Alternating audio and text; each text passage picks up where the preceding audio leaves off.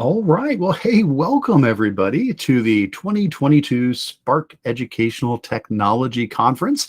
I'm so excited to have you with us here today for all of the sessions, but right now for this session on Chromebooks can do that. I'm excited to be presenting this for you. A little bit of housekeeping before we dive on into our session here.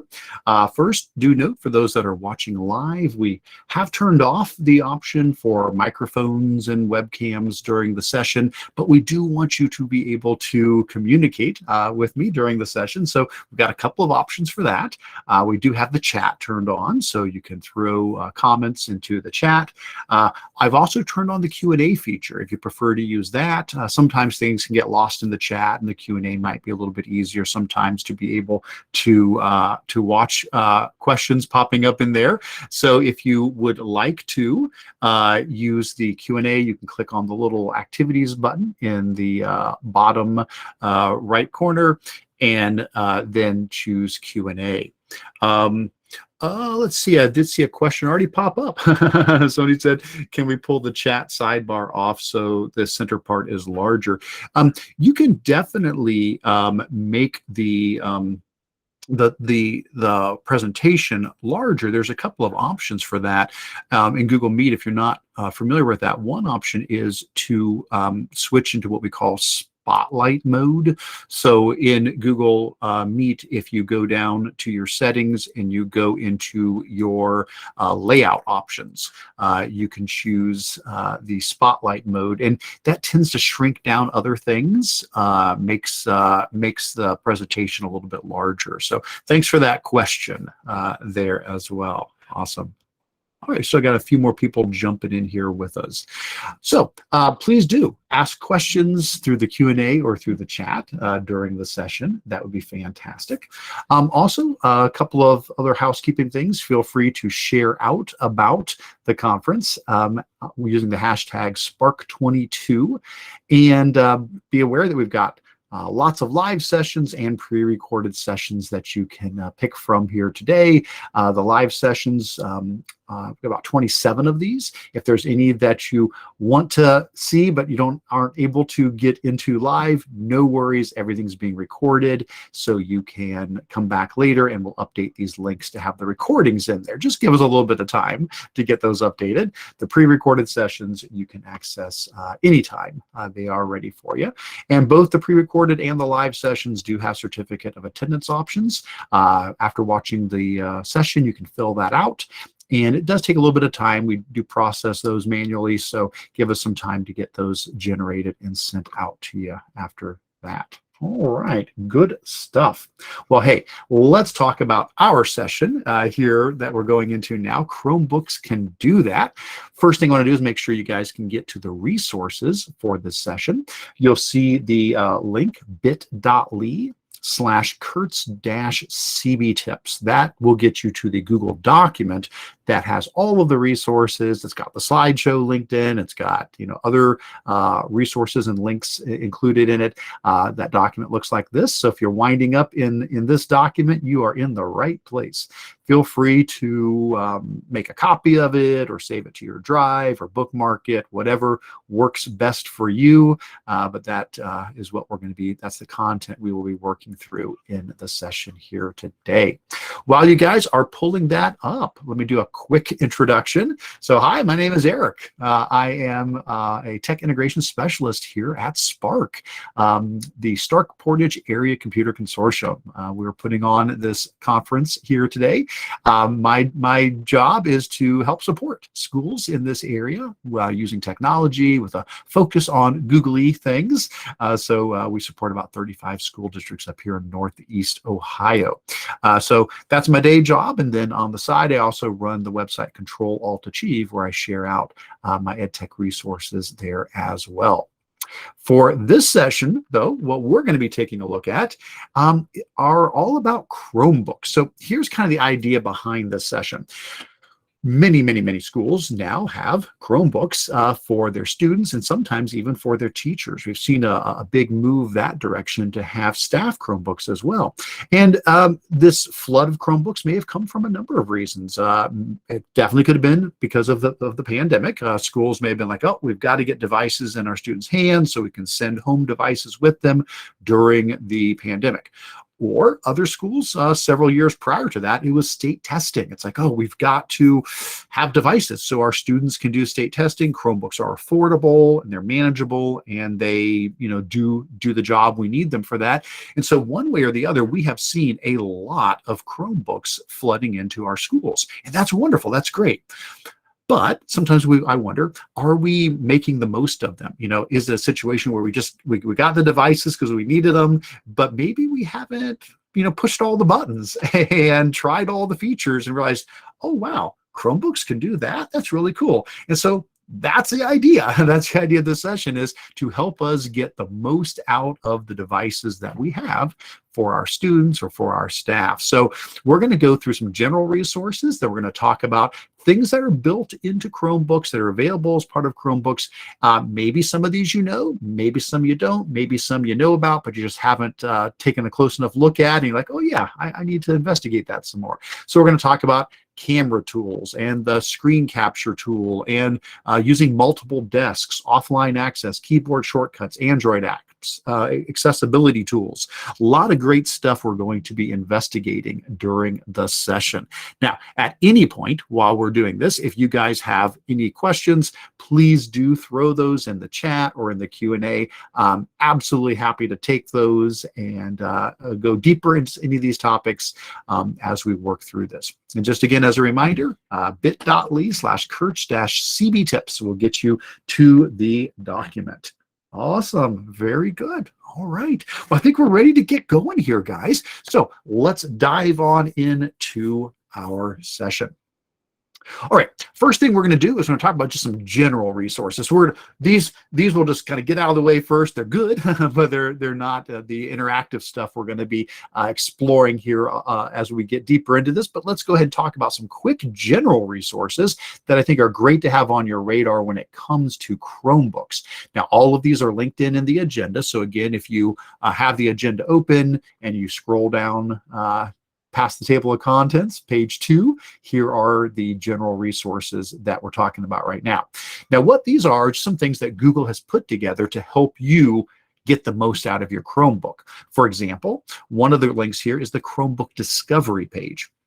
This takes you out to a page that Google has where they highlight some of the newest, latest, and greatest Chromebooks that are out there. So if you're trying to say, well, what should we be buying? What is the right Chromebook for our students or for our staff? Well, this is a great place to go, the Chromebook Discovery page, because what they've done is they've broken it out for Chromebooks that are more for educators or for higher education, and then Chromebooks that are more for students, for in-class or for remote learning. And so in this case, what we can do is see what are some of the latest makes and models that are out there. And this did help me in my decision. The Chromebook I'm on right now, I'm using an Asus Chromebook, and I purchased one that was a little bit, more advanced, had a little more memory in it, had a larger screen. The larger screen was pretty important to me as my eyes have gotten a little bit weaker as I've gotten older. So a little bit of a larger screen, a little more memory, a little faster processor. But the thing is, there's a Chromebook for pretty much any situation. And so that's a great site to explore if you're trying to decide what Chromebooks to evaluate.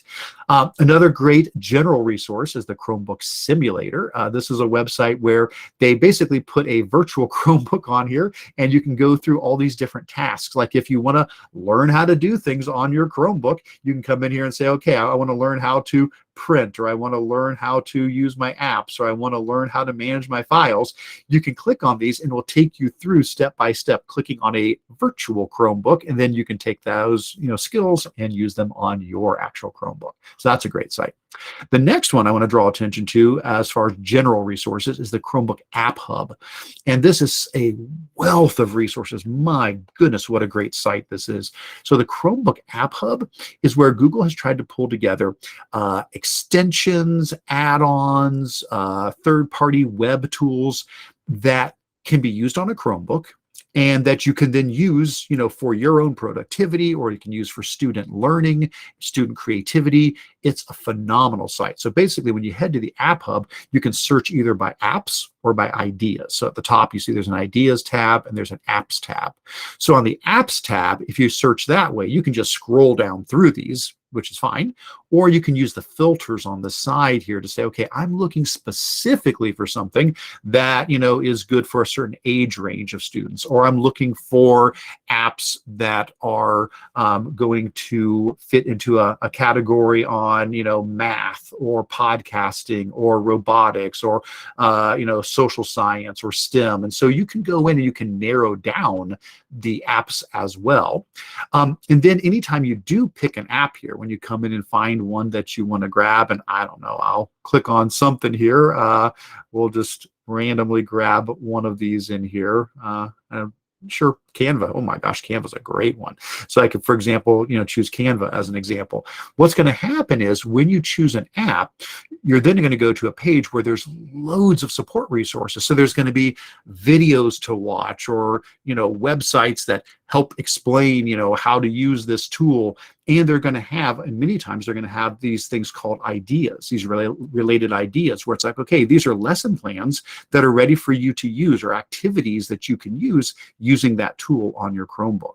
So that's one way to explore. The other way, like I said, is you can just go to ideas straight away. And with ideas, now you're starting with like the end in mind. You're saying, okay, the idea is I want to do this project. What's the tool that helps me do that? So you can go into the different idea categories. I'm looking for things on coding. I'm looking for things on literacy. I'm looking for things, on storytelling. And then you can find the apps that go with that. So great site. This is the Chromebook App Hub. So if you're wondering, okay, what are some good tools? What are some things to use on my Chromebook, either for my own productivity or for my students' creativity, for their collaboration?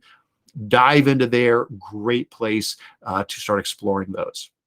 And then the last thing I have under the general resources is just the Chromebook help page, which is just the normal Google help page for Chromebooks. But hey, it's a great place to go if you've got questions to dig into some of these specific topics on Chromebooks. So wanted just to get those out first and foremost for you there. So that's on page 2 of our agenda, general resources. Please do explore those. Good stuff. Angie was asking which Chromebook I ended up getting. So it is an Acer, and now I'm going to forget the actual model. I am sorry. But I'll see if I can figure out which model it is. I would have to probably pick it up and flip it to see the bottom of it right now. And I'm afraid if I do that, something will come unplugged. But it's just an Asus. I got an Asus, but I will have to take a look. It's I will tell you, it's the one with the big screen, the Asus with the large screen, and it is convertible. It flips over into a tablet, and it's touch screen, but it's got like a 17, I don't know how, maybe it is almost a 17-inch screen. It's a big screen because my eyes needed that. So yeah. All right. Well, enough of that. Let's get into some of the actual tools here. So what we're going to do is we're going to start working through these different categories of cool things you can do with a Chromebook. And like I said, we're going to be exploring the camera, the screen capture, multiple desks, offline access, keyboard shortcuts, Android apps, and accessibility tools. So let's start off with the camera. So Chromebooks have a camera built into them. That is one of the requirements for a Chromebook, is to have a built-in camera. And it does have a camera app. So if I go down to my launcher button down here in the bottom right, you'll see here is my camera app. I'm going to open it up here in just a second, but let's look at the slides first, and then we'll do it. So most of the times I'm going to show you the slides first, then I'll go demonstrate the actual thing. So with the camera app, once you launch it, I'm going to get some options down the left-hand side where I can go in and adjust, like, the the timer for when it takes a picture, or to flip it if it's mirrored. So you have some settings down the left side. And then when you do take a picture, it's going to save it into your local files into a folder called camera. So that's where you'll find all of your pictures that get taken there. You can also then edit the picture afterwards. If you want, you can open it up, and the Chromebook does have some built-in editing tools, and we'll run through what some of those can do. Now, the camera doesn't have to be just for pictures. You can also record videos with it if you need to just record your webcam. You can also do 5-second animated GIFs if you'd like to. You can also use the camera to scan a document. So you can hold up a piece of paper in front of the Chromebook, and it will scan it and save it as a PDF. And it also has a QR code option where you can use the scanning feature to scan a QR code. All right, so let's go ahead and try that out. Let's try out these camera tools. So I'm going to click on my launcher, going to go down and click on my camera, and hey, there I am. Let me adjust my, there we go. Now you can see me a little bit better. Awesome. So there's my camera. And like we said, this is down the side here. I've got my options, like if I want to mirror the video, or mirror the option, if I need to flip what the camera is seeing, I can mirror it. There's also a grid option if I want to turn on a grid, 3x3 or 4x4 grid, if I want to make sure I'm getting things centered properly. And there's the timer. You can do a 3-second or 10-second timer. Like a 3-second would just give me enough time to kind of get things all queued up.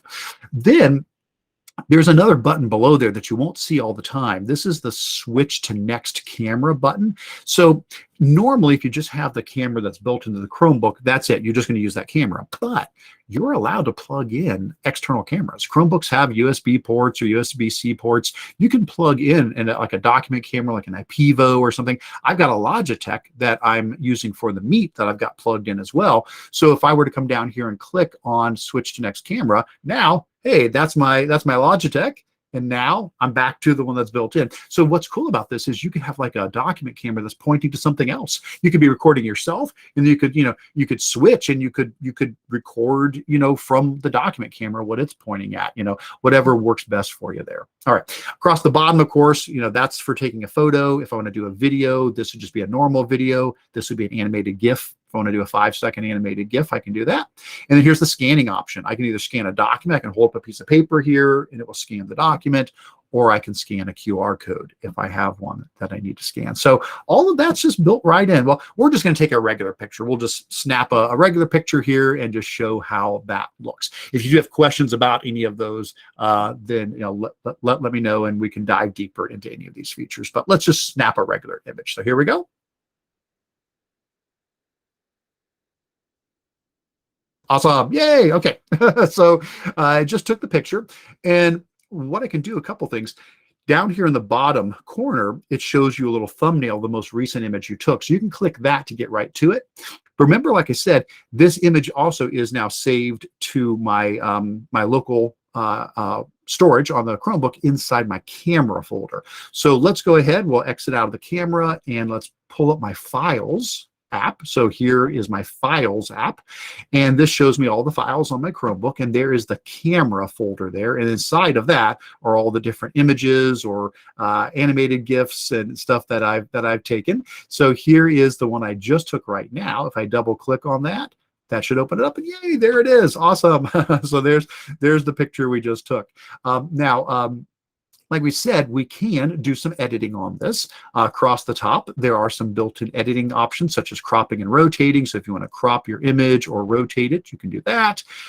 There's also the adjustments like exposure and contrast and saturation. There's a resize option if you want to change the size of the image. But then the one I want to show you is the annotation tool. So right here, you will see, whoops, got to let somebody else in. Somebody else is joining our meet. There we go.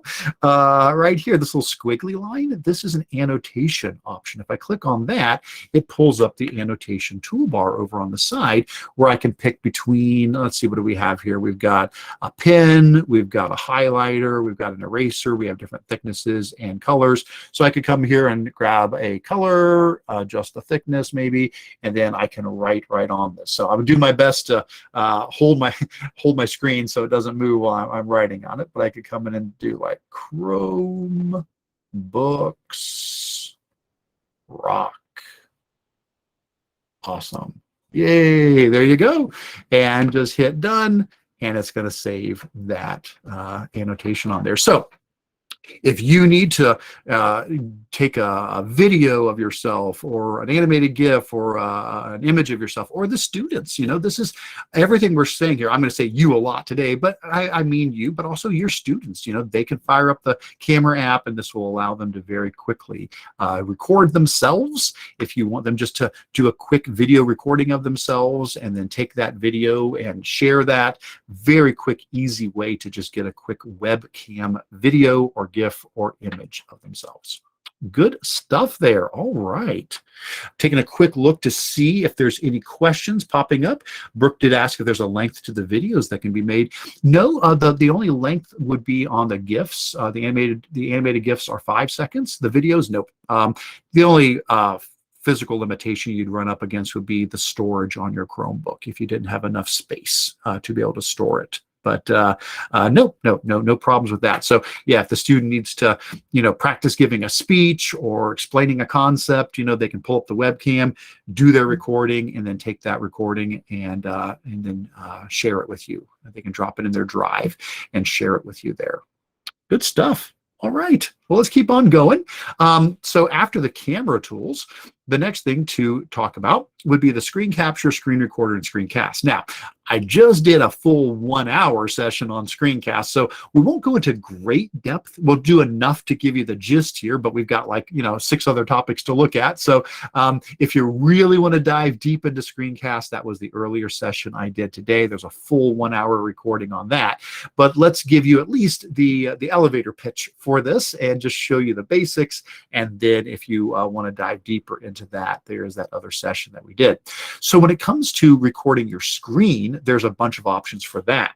So there's, first of all, the regular screen capture and screen recorder tool that is built in, and you can get to that a bunch of different ways. If you go down to your menu down in the bottom right where your clock is, if you click where your clock is and you get your pop-up system menu, screen capture is one of the tools that's in there. You can also get to it with keyboard shortcuts. Shift Control Show Windows will open up the screen capture tool as well. And on newer Chromebooks, there's actually a screen capture key. So mine has that up on the top row of the keyboard. I've got a screen capture key. Now with that screen capture and recorder, you can either take a picture of the screen. So if you had, wanted to take a screenshot to put it into a document to explain, it's like a help guide you're putting together.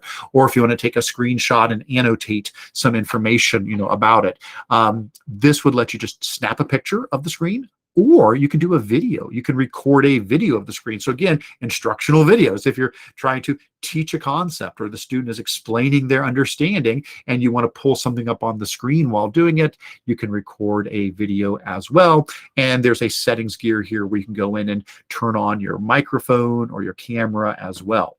Now that's great. That's wonderful. That's a fantastic tool. The new thing is the Screencast app. Now, this just came out this summer, and it does the same thing the screen recording tool does. It lets you record your screen. It lets you record your webcam. It lets you record your voice. So all of that is the same. What's new is it also lets you annotate on the screen while you're recording, and it generates a transcript of everything you say.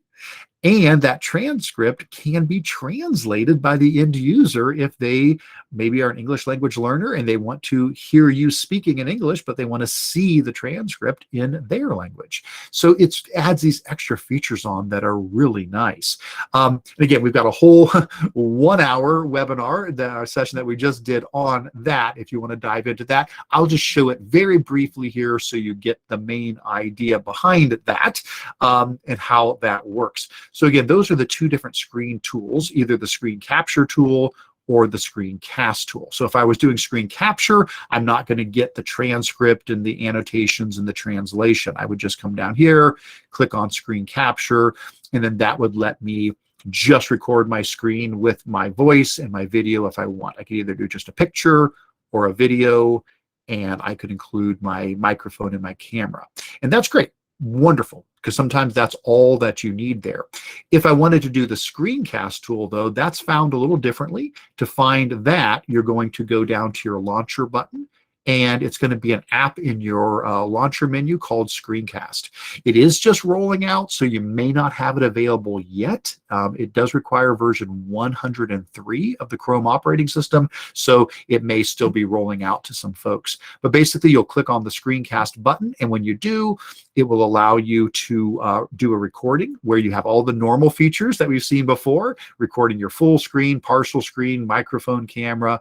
And then when it's all done, or while it's recording, you can then annotate on the screen. And when it's all done, it then saves it. And it allows you to then go in and edit the transcript if you want. It allows you to skip over sections where you made a mistake.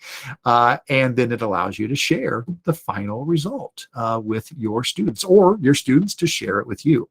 So I'll just show you real quick what that looks like. And so for a quick example here, I know I showed this during the last session, but we'll just pull it up again real quick to show the idea. Let's say I'm doing, pulling up a Jamboard, and I want to record myself, solving a math problem. And so this could be a student recording themselves, and they're going to submit this to show you that they actually understand how to solve the math problem. So let's say we've got a math problem here. And again, apologies to those that were in my earlier session. You've seen this. That's why I'm keeping this really quick here. But let's say we got something like, 2x plus 3 equals 11, and that's the equation we need to solve. The student could come down and fire up their screencast tool. So here's my screencast tool. And again, you get to that from your launcher. There's the screencast tool. We click new screencast. And now at this point, we can record the whole screen. We can move our camera, or move our little webcam around if we want. We can also turn the camera on and off, or the mic on and off. But as long as we're happy with it, we can click here to start recording. And what's going to happen is the student is now, you or the student, whoever's doing it, is going to record their screen, as well as their voice, as well as their camera. So they could come in here now, and they could, solve this equation. And I won't go through all the gory details I did in the first session, but you get the idea. They're going to explain, how they're going to solve the equation, and step by step, they'll go through and explain what they're doing until they get down to their final answer there. But the beauty of this is they're recording not just, okay, here's my work. They're explaining it. And so if they don't understand something, it's a great way to realize, that's where they're making their mistake. Or if they do understand it, it's really clear that they understand it. When they're all done, they can come down and hit the, here's the annotation button. We don't really need the annotation button in Jamboard so much, since in Jamboard I've got drawing tools. But if I needed to, come in and annotate, that's the annotation button down there. When I'm done, I hit the stop button, and that's it. It's going to now process that recording. It does take a little bit of time to process it, but when it is done processing, I'll grab one of the ones I did earlier. When it's done processing, you get the recording, you get the transcript. If you need to, you can edit the transcript, or you can skip sections if you got a section in there that you needed to cut out. And then you just click the share button at the top, and you can share the link with others to allow them to be able to view that. Couple of little things just to remind everybody, this is a Chromebook specific tool. So you have to have a Chromebook to use the screencast tool. So to record the screencast, you need a Chromebook, and to view the screencast, you also need to be on a Chromebook. The only real way around that is, if you do want to share the video with somebody who's not on a Chromebook, be aware that it does save that video to your drive, and you can access the raw video inside of your Google Drive, or inside your Google Drive. So if I head into my drive here, there is a folder called Screencast Recordings. Once this opens up, I gotta expand it there. There it is, Screencast Recordings, right there.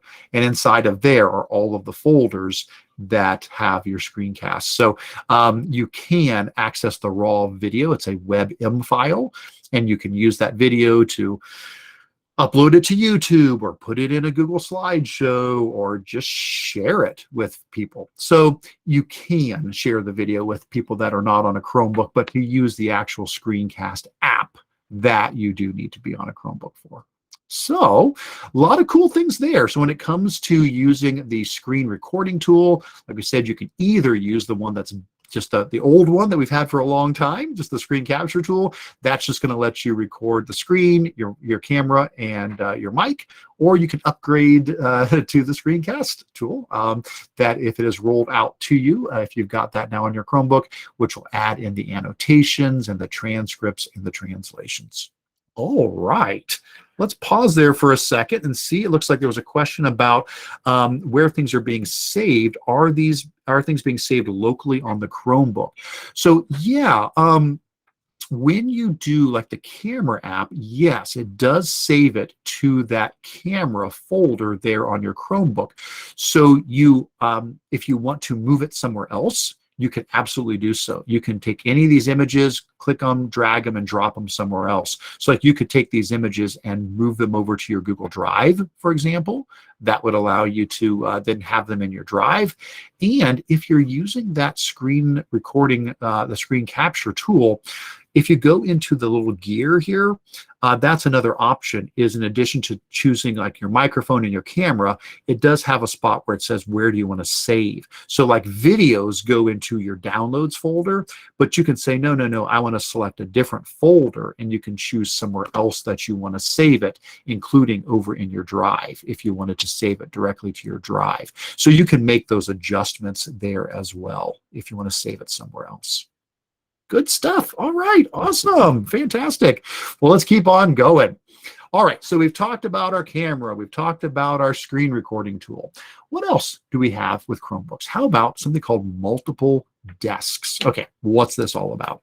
Well, when you're working on a Chromebook, sometimes you might want to organize the content so that everything's not on the screen at the same time. Like maybe, you know, you've got things that you want to pull up for first period, but then second period is a different subject, and you want to have it queued up and ready, but you don't want to have a million tabs across the top of your screen. Or maybe you're working on multiple projects and you're just trying to keep some organization to them. Well, Chromebooks allow for something called multiple desks. And what that is basically groupings of windows and programs into different windows. And you can get to those by clicking on a button called the Show Windows key. So on your keyboard, top row of the Chromebook keyboard, there's a button that looks like a rectangle with some vertical lines next to it. That's the Show Windows button. So when I click on that, we'll see that I have multiple desks. So let's do that. Let me click on my Show Windows button. There we go. And when I click on it, you can now see I've got a desk called Personal, one called Work, one called Presentation, one called Offline. And again, I created all of these. By default, you don't have any desks. You create them yourself. So you click the Show Windows button, and then you can click New Desk, and you can make as many desks as you want there. And then I can jump between these different desks. So like I'm in the Personal one right now, but if I hit my Show Windows button and I click on Work, for example, that'll jump me over to my work desk where I've got our SPARCC website pulled up. Or if I click it again and I go to the Presentation tab, well, this is the presentation I'm doing next session about engaging ELA activities with docs. So maybe I've got that queued up. The idea is I can have all of these different desks to organize things and keep them nice and ready to go from class period to class period or project to project. You can also click on things and drag them and drop them onto different desks if you need to.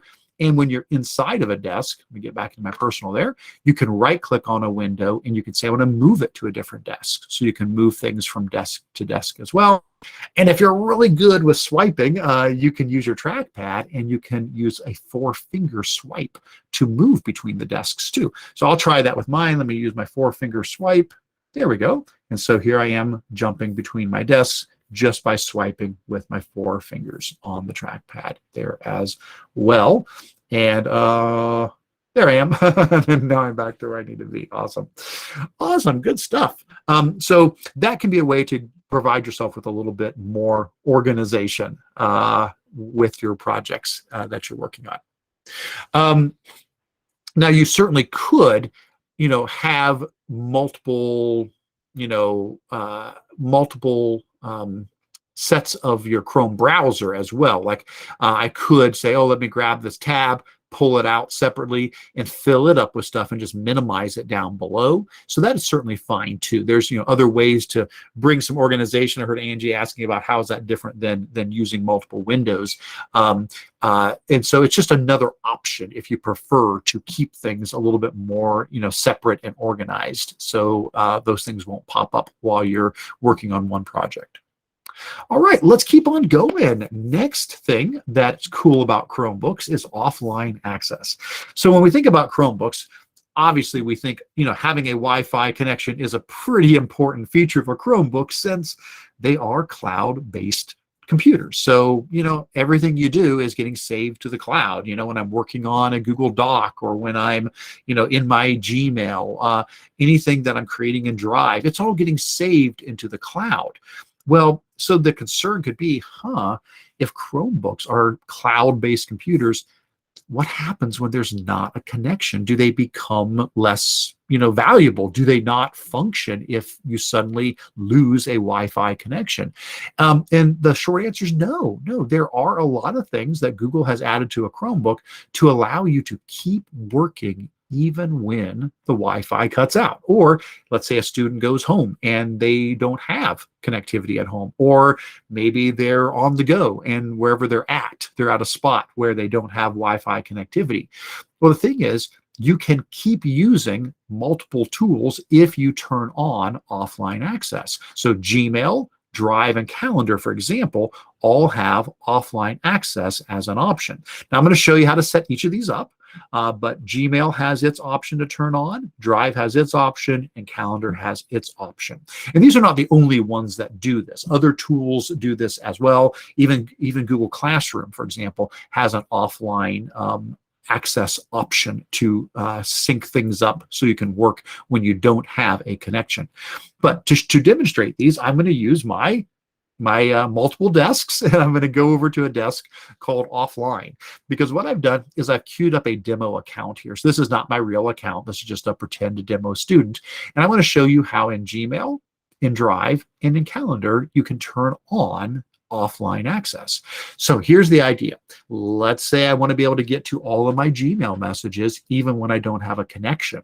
Well, no problem. Go up to the gear in the top right-hand corner, and then from the gear, you're going to choose All Settings. So we'll click See All Settings, and what that does is it brings up a settings page with loads of tabs. If you look across the tabs, there's one called Offline. If you give a click on the Offline tab, you'll now see there is a checkbox that says Enable Offline Mail. So you do have to do this. It's a manual thing you go in to do. But once you've turned that on, you can now choose how much mail do you want to sync offline. And it can be 7 days worth, 30 days, or 90 days. Now, obviously, the more days, the more room it's going to take up. And you can also choose whether or not to download attachments.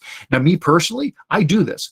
On my Chromebook here, on my real account, this is just a demo student account here. I have mine set to 90 days and download attachments, because I never know where I'm going to be somewhere that I don't have a connection. I still want to be able to read my email as well as write new messages, reply to people. Now, obviously, nothing's going to send until I get back to Wi-Fi, but the point is I can read my messages, I can type up replies, and as soon as I get connected again, whoosh, everything then gets sent out. Same with Google Drive. I want to work on a presentation. I want to write a new document. I want to work on a help guide. Well, in Drive, if you go up to the gear in the top right and you go to Settings, from the Settings gear there, you can find the option here for Offline, and there's a checkbox that says Create, Open, and Edit your docs, sheets, and slides when this device is offline. So if you check that box, what it will do is it will start syncing your Google Docs, your Google Sheets, and your Google Slides locally to the Chromebook.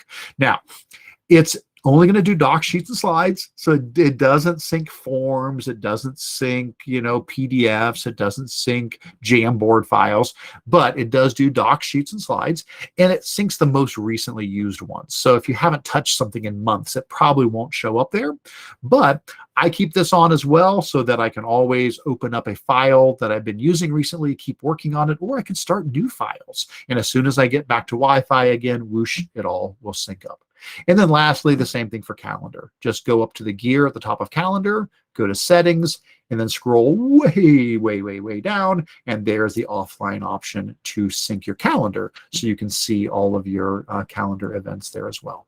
All right, so good thing to be aware of, because it is something you do need to turn on and have that as an option. I see some questions popping up. Let's see, if students use different machines in each class, would the desks still be available if they are machine specific? So good question, Sharon. I have not tested that out because I just have my one Chromebook.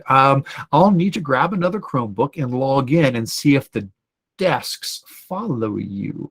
I don't know.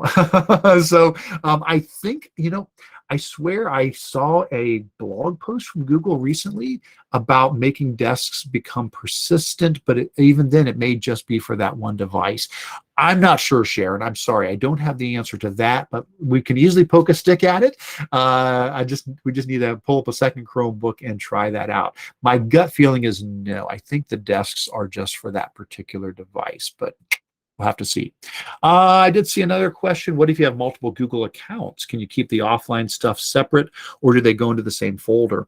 So the Chromebook will keep them separate, because if you have multiple accounts, it's only going to be syncing the account that you're logged into there.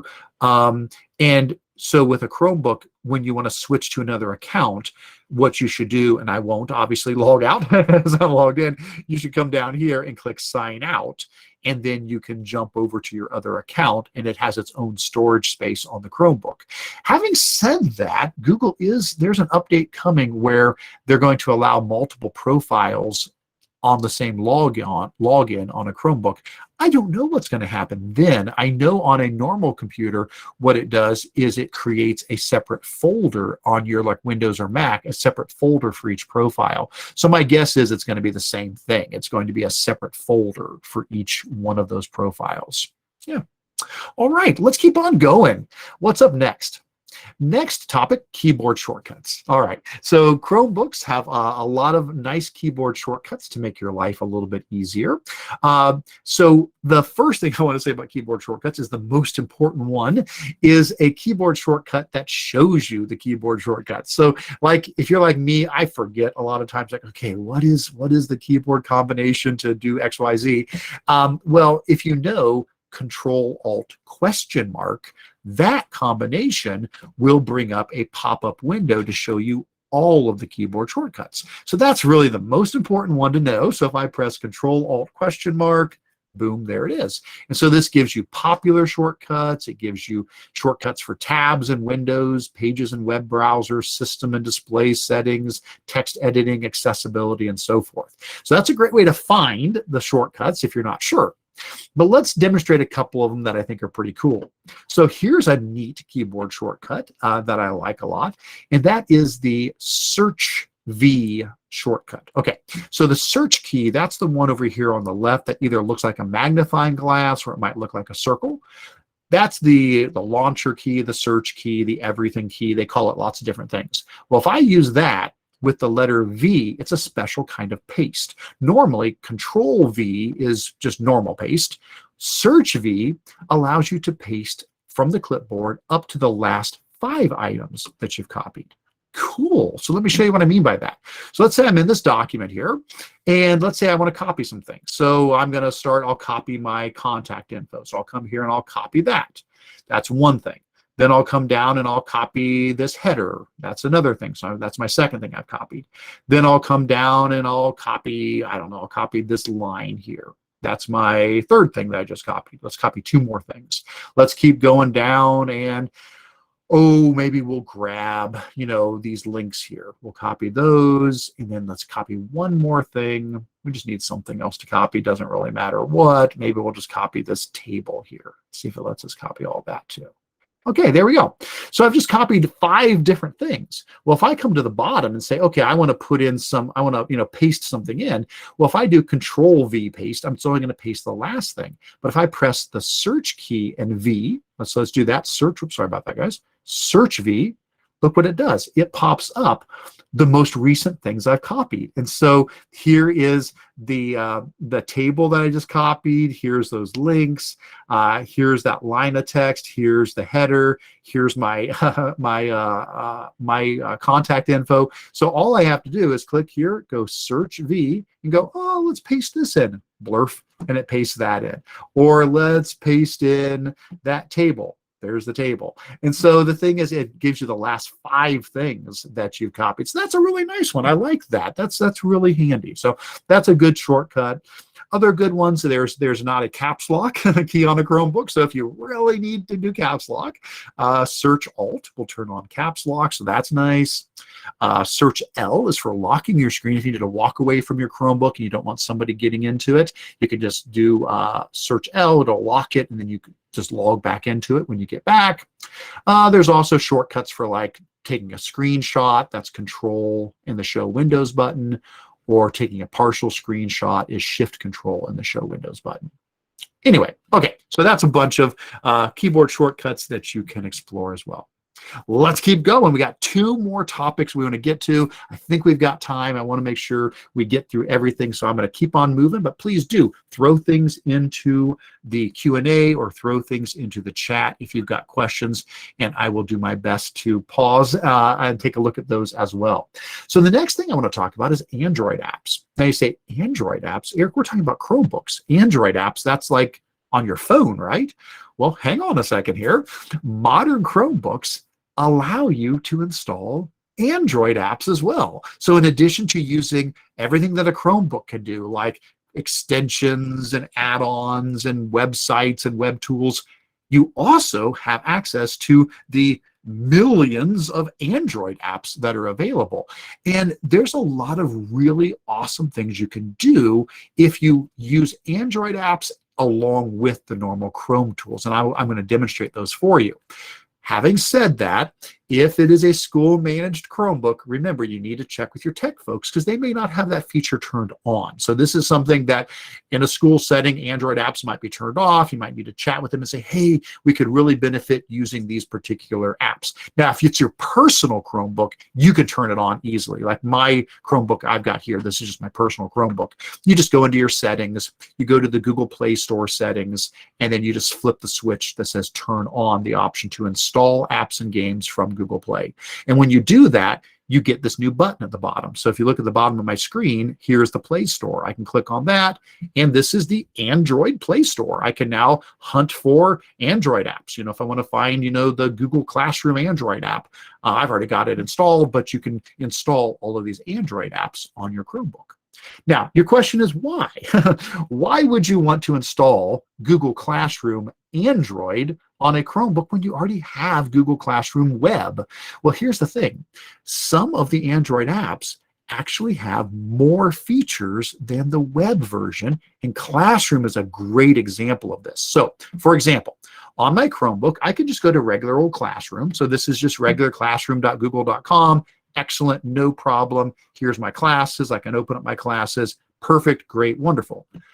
But I can also launch the Android version of Classroom because I've installed it. If I go down to my launcher button, here's the web Classroom that we were just in, but this is the Android Classroom here. If I click on that app, I'm launching the Android version of Classroom. And when I go into the Android version of Classroom, it looks a little different, but I end up picking up some new features that I don't have with the web. Let me show you some of my favorites. One of the features I love, love, love is the ability to annotate on top of Google Documents, PDFs, images right inside of Classroom. So for example, let's say a student has done a report, and let's open up the report here. And let's say you want to annotate on top of this. You want to grade their report. Well, we can go to the 3 dots button and click Markup, and suddenly, look at this. We now have markup tools. We can come in here, and I can, let me expand my screen a little bit so I can see it better. There we go. I can grab my stylus, and I can say, oh, hey, we got to watch out for some misspellings, or maybe we've got some, you know, verb tense issues here. I don't know actual markup proofreading marks. I'm just drawing on the screen as examples, you know, or we could write on this, you know, great job, And so just like you would normally sit with a stack of papers and a red pen, you can do that. If you've got a touchscreen Chromebook and you've got the mobile version of Classroom, the Android version, you can do it. You have a built-in annotation tool. You can write right on top of your students' documents, hit save, and it will create a second copy. So they'll have the Google document, and then it will create an annotated version to go right along with it. So you end up having two attachments, the original and a PDF with all of your annotations on it. But this also means students can use this. Like, I know we've done a lot with math. I keep using those examples, but like if you pushed out, a worksheet to your students, they could come in and they could click the markup button, and they could just say, okay, I'm going to come in here and I'm going to, do my math, right here on this PDF. I'm going to, add a 7 to both sides. You get the idea, and they could just start writing right on it, hit save when they're done. No need for another third-party tool. You can annotate right inside of Google Classroom. So that's awesome. There's other cool things, like you can take pictures and record videos in the Android version. You can scan multiple pages. If students want to turn in a project that has multiple handwritten pages, it'll stitch them all together as a PDF and submit them. There's a cool student selector built in where you can call students randomly from the student selector. All of those are part of the Android version of Classroom. So my suggestion is run both of them. Use the web version, of course, use it, but also use the mobile version. Have both of them running, and then use whichever one makes the most sense at that moment. Same thing like with Jamboard. Jamboard, there's just the regular website for Jamboard, but there's also the Jamboard mobile app. If I come down here, you'll see here is my two different Jamboards. I don't remember which one's which. I'll have to click and see. Okay, so then the first one was the web version. Okay, that's the web version. The other one, this must be the mobile. Yep, and there's the mobile one. And so if I come in here to the mobile version of Jamboard and I create a new Jam, what's different about this? Well, it's very similar to Jamboard on the web, but it picks up a couple of new tools. So for example, if I go into my pen tools here, there's a section called assistive drawing tools. That does not exist in the web version. And the assistive drawing tools give me some cool features, such as this first one, which is handwriting recognition. If I choose this first one here, let's do that. I can now come in here, and if I type something or I write something in, like the word testing, so I'm just handwriting this, it's going to look at that and figure out what I wrote and turn it into editable text. The other cool assistive writing thing here would be like the smart shapes. So if I'm not great at drawing shapes, I can use that to draw a shape, and it will turn it into a better version of it. Or there's the auto draw tool here, which everybody loves auto draw. Auto draw allows you to try to doodle something. So like if I try to draw a dog here, and my dog maybe isn't all that great, Google's going to try to guess what I drew, and then I can click on the thing that I want, and it will replace my drawing with Google's drawing. Again, we can't do this with the web version, but we can do it with the Android version. So I absolutely encourage you to investigate Android apps on the Chromebook. It opens up a whole new world of tools, but also features. And there's other cool things like Toontastic. This is an Android app that lets students make 3D animated digital puppet shows that only runs on Android or Android and iOS. But because it runs on Android, you can run it on a Chromebook as an Android app. So great stuff to investigate. All right. This brings us to our last topic. So I'm going to go through this, and then let me pull up all of your questions. So if you've got questions, throw them in Q&A or throw them in the chat. But let me hit our final topic here, and that's accessibility tools. So Chromebooks have built-in tools to help with accessibility and accommodations. Now, later today, I'm doing a full 1-hour session on all kinds of accessibility tools. So we'll dive into this much deeper in that session. And that session's not just for Chromebooks. That one's for Mac, PC, Chromebooks, for everything. But while we're here talking about Chromebooks, I'll give you just enough to get you started exploring this.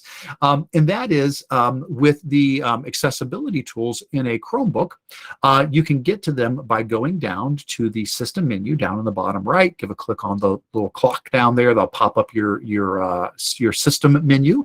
And in there is a section called accessibility. And when you click on that, there's a whole bunch of accessibility tools here we can turn on or off.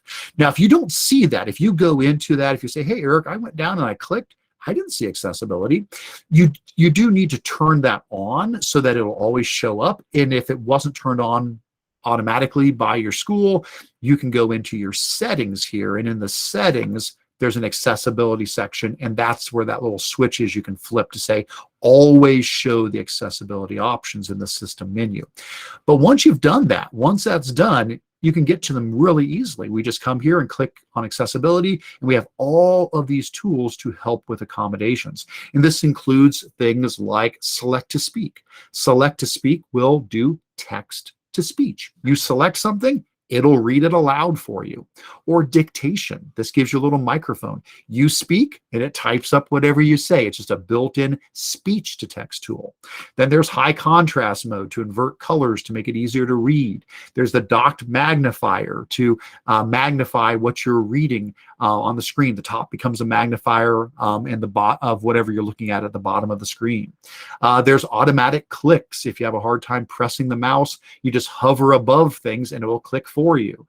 There's an on-screen keyboard where you can do typing, handwriting, speaking, and use emojis. There's large mouse cursor so that you don't lose your mouse. There's sticky keys. If you have a hard time holding down Shift, Alt, Control with other keys, sticky keys can keep them depressed for you. And so all of these accessibility tools are built right into a Chromebook. Like I said, again, I've got a session later today on Google Tools to Support All Learners where we'll really dive a lot deeper into this. But for now, that's where you get to them. Just come down here, go to accessibility, and then choose the tool you want to turn on, like select to speak. And now it can read aloud anything that I select, or the dictation tool, I can now speak and it will type up for me. So these are wonderful accessibility tools that are built in. All right, well, I need to pause and see what questions have been coming in. I think we may have had a couple, and I want to make sure that I haven't missed those. So give me just a second to see. And if not, no worries at all. I just want to make sure that I haven't missed anything popping in here recently. Taking a quick look over here. Karen did ask about access to the slides and the resources. So yes, thank you for bringing that up. As a reminder to you, everything I just showed you here for this session can all be found at bit.ly/Kurtz-CB tips. That's the bit.ly link for this session. That is what gets you into that document that we were looking at. And that document has a link to the slideshow. It has a link to all the stuff we've been exploring. If it makes it easier for you guys, I can also copy that link again and drop it directly into the chat. Let me pop that back into the chat for you guys if that makes it easier for you. But once you go to that document, that's what we've been working through in this session. And my contact info is there. All those general resources are there. Here's the slideshow. This is the slideshow we just went through right there. And then all the different tools we were exploring, the details and the links and the support materials are all there for you. So absolutely. Well, as we start to wrap up, if you have any more questions, please throw them in the chat. But let me say a couple quick things. First of all, thank you so much for spending an hour of your time learning with me. If you want to get a certificate of attendance for this session, please remember we do have those available for all of our sessions today at the conference. Under live sessions, you will see, for example, here we are in the 9:30 slot. Under Chromebooks can do that. There is the link for certificate of completion. Fill out that form. It gives you a chance to give us an evaluation, which we really appreciate feedback on all of our sessions. And then you'll be sent a certificate a little bit later. I am running those manually, so it won't be right away. So give it up to a day probably for those certificates to get sent out. But you will get those for the sessions you've attended. Same thing also for the pre-recorded sessions as well. And if you want to share out about the conference, please use the hashtag SPARCC22. If people were not able to attend today, this is a great way to let them know about all these great resources that are available. The recording for this session will also show up on the live session page later. We'll change these links from Meet links to recorded video links. It may, again, take us a little bit of time to get all that pulled up and changed, but we will do that. So thank you guys again so much for being here, taking a look at the chat. Looks like a lot of thanks from you as well. That's great. I did see one question. Do I need to ask the school tech administrator to enable students to use the accessibility tools? So as just a general statement, anytime you have school-owned Chromebooks, the answer is normally yes. You normally need to chat with your tech folks because everything on a school-owned Chromebook can be turned on or off. The default is they're on. The default is the accessibility tools are available, but it's always possible that when the Chromebooks were set up at the school, something, they could have been turned off. So by default, yes, if you go to the clock down here and you open up the system menu, you should either see the accessibility settings there, the accessibility tools there, or you can click on the gear right above there, go to accessibility, and then turn on the quick access. If not, yes, talk with your tech folks. That is something that they can make sure to have enabled so the students don't even have to do that. This can be automatically set so the accessibility tools are showing up right there to begin with. Good stuff. All right, guys. Well, thank you again so very much. Enjoy the rest of the conference. I may see you in some of my other sessions later today. And if so, look forward to seeing you there. Take care, everybody.